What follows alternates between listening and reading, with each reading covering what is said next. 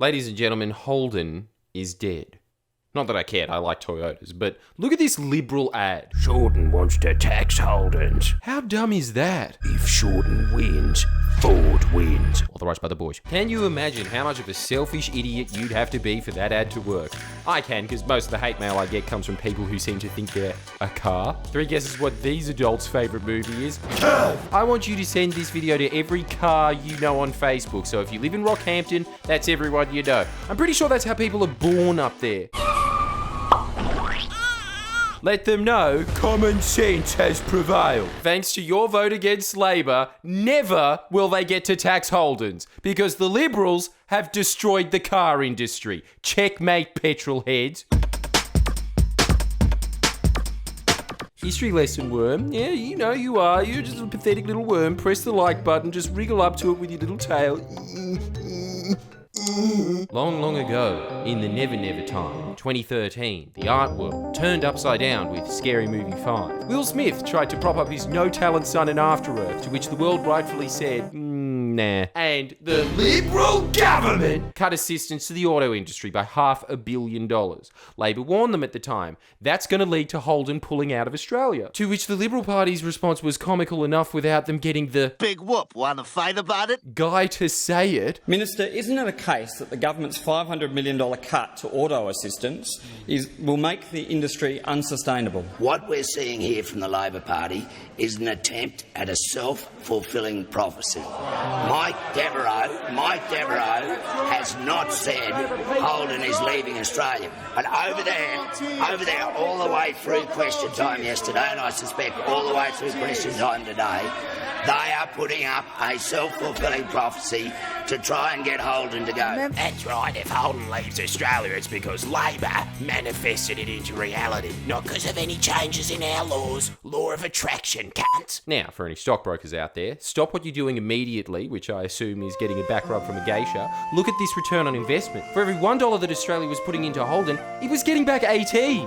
Surely that gave you stockbrokers a little stiffy, if you haven't already had a happy ending from said geisha. Yet the party of genius economic managers who, why do they hate cars so much? If that isn't the face of a car salesman from Dubbo, what is?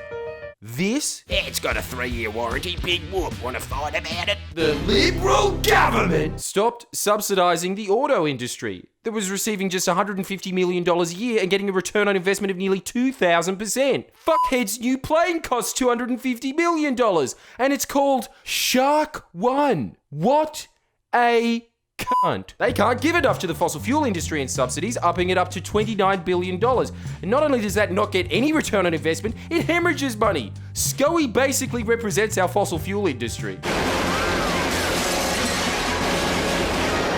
Oh, damn. McFarlane, yeah? I'm not gonna make it. Oh, turn it up, Scout. No. Just do one thing for me. Get Holden.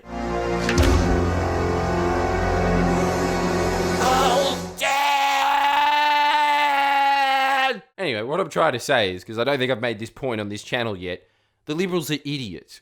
Shorten, on the other hand, look at him. He looks like the brain. Realise that keeping an entire car industry in Australia, the machinery, technicians, specialists, supply chains, think about that. They just made fucking funny back window signs a little more expensive. Haven't you done enough damage, Scott? Bill was going to use the automotive industry infrastructure to turn Australia into an electric vehicle manufacturing powerhouse. That is an industry that's been nearly doubling in size every year and is estimated to reach a global fleet of 250 million by 2030. And due to the number of countries that are looking to ban petrol cars by 2025, I bet you a Tazo with Elon Musk's head on it that when you scratch it, oh, it even smells like Musk. It'll be even bigger than that. And Australia was in the perfect position to take advantage of that massive emerging ecologically responsible market, and that was exactly Labor's plan, to exploit that natural advantage. What was the Liberals' plan? No, Holden didn't give us enough in donations. F*** him. With that in mind, go back and watch Slack Calls Quiet Australia edition. Look at her smirking when she says, The clincher came for me was when Shorten stood beside the electric car and started carrying on about electric cars, and it was just idiotic. I just went, oh my God. And I just thought, I think you've lost it. And that was the point I was convinced from that point. I like practical down-to-earth, real solutions, things that you can actually do and achieve, not all the la-la land stuff. Oh, okay. Well, because she's never heard of Tesla before. Bye-bye thousands of manufacturing jobs. Bye-bye billions of dollars injected into the Australian economy. Bye Bill Shorten's grand vision of turning Australia into a Southern Hemisphere Germany. All because we've got a population who thinks that investing in an industry that is almost doubling in size every year is la-la land stuff, while down-to-earth practical solutions is electing a Prime Minister who, when there is an unprecedented bushfire season, prays that it goes away by talking in tongues. What are these people, Aztecs? He's talking to a man in the sky. How is that down to earth? You know how much Gladys Berejiklian spent on light rail? Nearly $3 billion. You know how much it would have cost to maintain the platform we could have then used to build entire fleets of electric cars that have a little advantage over light rail? They don't suck complete and utter arse. A third of what we spent on Flash Tortoise. Remember that.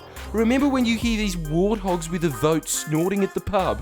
Well, Labor ruins the economy, spends money. You'll understand it when you're older. Their very adult decision was to trade in being a manufacturing powerhouse because Labor wants to kill four-wheel drive fun. How fun is it to drive in the mud? that is fun! Speaking of fun, my new stand-up show is not fun at all. According to all reviews, the show is, yeah, it's funny, but it's also really disturbing.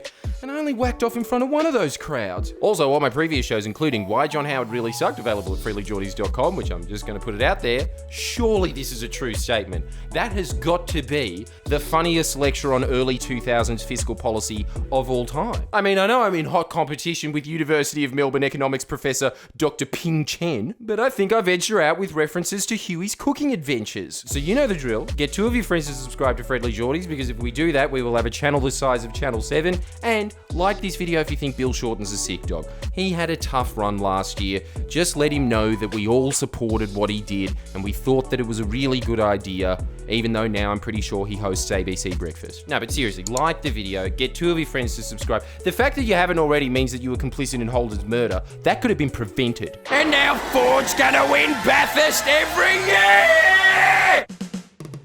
Please share and comment below. Come on.